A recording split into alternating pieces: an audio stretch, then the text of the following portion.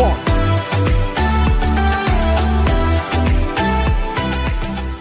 Welcome to SM's Friendly English Guide. Learn first, stay first. নমস্কার, আমি S M sir আর তোমরা দেখছো এসএমস friendly English guide.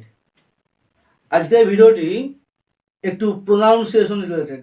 যেমন etc এই শব্দটির ব্যবহার করেনি এমন মানুষ হয়তো খুঁজে পাওয়াই যাবে না।